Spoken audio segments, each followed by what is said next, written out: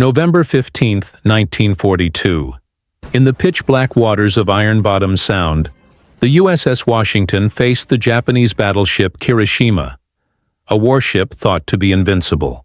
But what the Japanese didn't know was that America had a secret weapon.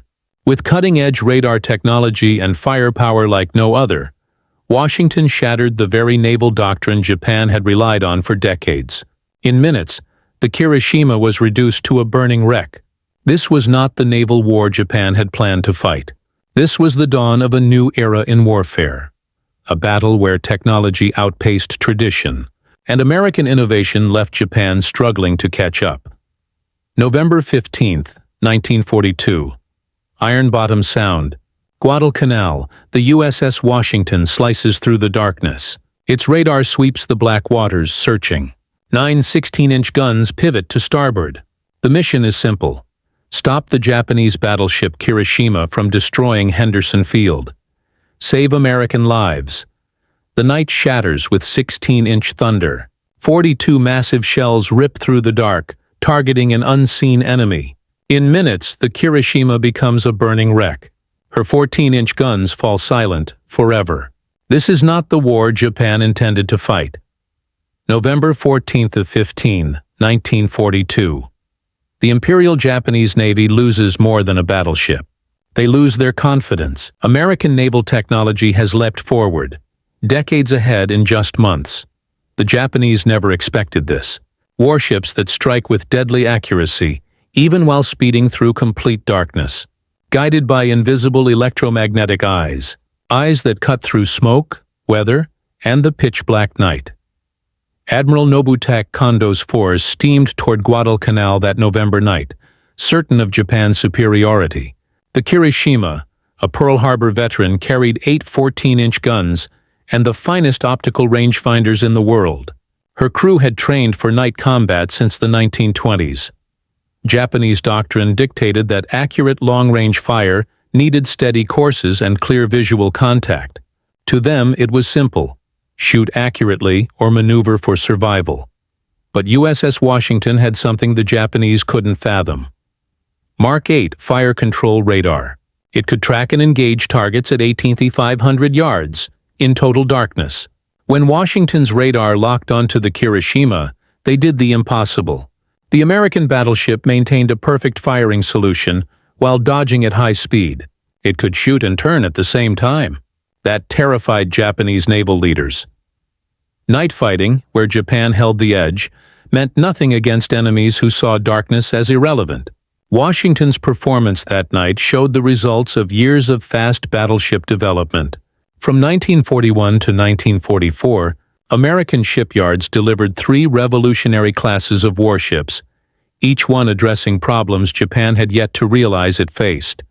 The North Carolina class defined fast battleships for American doctrine. The USS North Carolina and USS Washington weighed 44,800 tons at full load and reached 28 knots. 9 16-inch 45 caliber Mark 6 guns gave them formidable firepower. But the real game-changer was the 25-inch 38 caliber dual-purpose guns, which provided devastating anti-aircraft protection. These ships could keep up with aircraft carriers, maintaining speeds older battleships could never dream of. But the true revolution came with the 5-inch 38 guns. Gunnery tests in 1941 showed accuracy against fast-moving targets at 12,000 to 13,000 feet. Double the effective range of previous American anti-aircraft weapons. Combined with radar fire control and proximity fuse shells, these guns became the most effective anti-aircraft system in the world. The South Dakota-class battleships refined the fast battleship concept within treaty limits. The USS South Dakota, USS Indiana, USS Massachusetts, and USS Alabama packed North Carolina-class capabilities into 35,000-ton hulls. Naval historians would later call them the best treaty battleships ever built.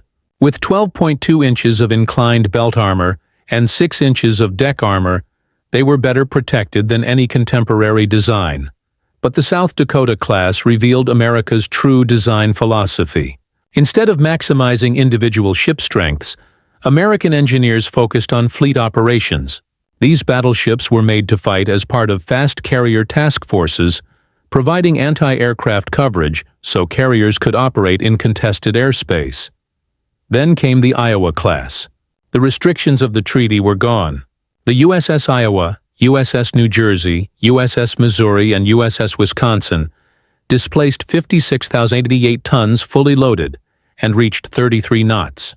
At 887 feet long, they became the largest battleships ever built. 9 16-inch 50 caliber. Mark 7 guns could strike targets at 23.64 miles, far superior to earlier American battleships. The Iowa-class design showed American strategic thinking. Speed won out over protection. Built to escort Essex-class carriers at 30 knots, these ships carried massive anti-aircraft batteries. Early in the war, they had 20 quad 40mm Bofors guns and 49 20mm Oerlikon weapons. As kamikaze attacks increased, the ship's defenses expanded. Japanese naval intelligence had no answer for American fast battleships. Their reconnaissance planes often mistook them for slower ships, unable to understand their speed and profiles. Japanese tactics assumed enemy battleships would move at a maximum of 21 knots. But the Americans shattered those assumptions, appearing unexpectedly in places where Japanese forces anticipated slow, predictable movements. The technological gap became clear during the Battle of the Eastern Solomons on August 24, 1942. USS North Carolina escorted USS Enterprise during carrier operations. In just 8 minutes, her 5-inch guns shot down 7 to 14 Japanese aircraft. Japanese pilots were stunned. They described American anti-aircraft fire as if it were guided by some supernatural force. The secret weapon, proximity-fused ammunition, developed under the highest secrecy, these VT, variable-time shells, carried miniature radar systems. They detonated when aircraft got too close. No direct hit was needed. The results were devastating. Statistical analysis showed VT-fused 5-inch shells required just 310 rounds to destroy a kamikaze. Conventional shells needed 162 rounds. During kamikaze attacks, American ships fired 100% VT-fused ammo. They created impenetrable defensive zones where Japanese aircraft simply couldn't break through. The Battle of the Philippine Sea on June 19, 1944 proved it. Task Force 58 deployed 7 fast battleships in anti-aircraft formation around 4 carrier task groups. When Japan launched 473 aircraft in a massive strike, the American battleships built an unbreachable wall of defense. Japanese pilots encountered something they couldn't believe. Radar-directed fighter control guided defending aircraft to intercept points. Proximity-fused anti-aircraft shells created deadly airbursts. Coordinated defensive fire from ships, while maintaining formation, shattered Japanese forces. The Americans shot down 243 Japanese aircraft while losing just 15 of their own. Admiral Jisaburo Ozawa's after-action report showed Japanese shock at American capabilities that seemed to predict their every move. The technological gap went beyond individual engagements. American fast battleships were integrated weapons within carrier task forces. Their radar networks shared information in real time, plotting both friendly and enemy units. Task force commanders could coordinate defensive measures across dozens of ships at once. The Japanese had nothing like this. Their ships fought as isolated units, using signal flags or radio communications, easy targets for American electronic warfare systems that intercepted and jammed their signals. When Japanese radar appeared in late 1943, it offered basic search capability, but lacked the fire control integration that made American systems so deadly. Shore bombardment missions revealed another level of American superiority. The Iowa-class battleships fired 2,700-pound armor-piercing shells to 23.64 miles, or 1,900-pound high-explosive shells that made craters 50 feet wide and 20 feet deep. Radar fire control made precision targeting possible, no matter the weather or visibility. Japanese coastal defenses reported supernatural accuracy from American fire. Shells arrived with mechanical precision, destroying gun positions, supply dumps, and command centers with devastating effect. Smoke and weather, once effective tools for concealment, were useless against radar-guided fire. The psychological impact on the Japanese was profound. Veteran officers who had dominated earlier Pacific battles found themselves up against an enemy operating by entirely new rules. American ships moved faster, shot more accurately, and demonstrated defensive capabilities that Japanese doctrine had deemed impossible. After Admiral Yamamoto's death, Admiral Minachi Koga took command of the fleet. His reports revealed growing demoralization. Traditional Japanese strengths, night fighting, torpedo warfare, and individual ship handling meant nothing against enemies who could engage accurately beyond visual range while maneuvering at high speed. Kamikaze tactics emerged from Japan's realization that conventional methods couldn't break through American defenses. But even suicide attacks met technological superiority. Radar picket destroyers detected incoming formations from extreme range, guiding fighter interceptors before the attackers reached the fleet.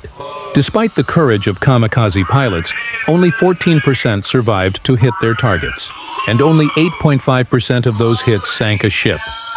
The technological revolution didn't stop at the battlefield. It reached industrial capacity. Between 1937 and 1944, American shipyards produced 24 fast battleships. Meanwhile, the American electronics industry mobilized to create radar systems and proximity fuses. Procurement contracts skyrocketed, from $60 million in 1942 to $450 million by 1945. Over 100 American companies manufactured 20 million VT fuses during the war. Japan had no equivalent industrial base to match this technological wave. Admiral Somu Toyoda, the final wartime commander of Japan's combined fleet, admitted Japan's inability to counter America's technological edge. The final irony hit when the USS Missouri hosted surrender ceremonies in Tokyo Bay on September 2, 1945. Japanese officers stepping onto the Missouri were faced with the technology that sealed their defeat. Radar systems stretching hundreds of miles, integrated combat information centers, and weapons that didn't need direct hits to kill. Admiral Minoru Genda, mastermind of the Pearl Harbor attack, later acknowledged that despite Japan's early superiority in naval aviation, American radar technology and industrial capacity created advantages Japan couldn't overcome. He cited the overwhelming numbers of radar-equipped ships as decisive. The shock of Japanese forces marked a profound shift in naval warfare. It wasn't about individual ship combat anymore. It was about integrated operations, ships fighting together, equipped with sensors that pierced darkness and weather, armed with weapons that didn't require direct hits to destroy. By the time Japan understood America's capabilities, the technological gap was insurmountable. The night the Washington sank, the Kirishima wasn't just a tactical victory. It announced that American naval technology had surpassed Japanese comprehension. In the black waters of Iron Bottom Sound, electromagnetic eyes replaced human vision. Mechanical computers took over human calculation, and radar-guided shells removed the uncertainty of naval gunnery. Japan had planned to fight the War of 1941. America fought the War of 1945.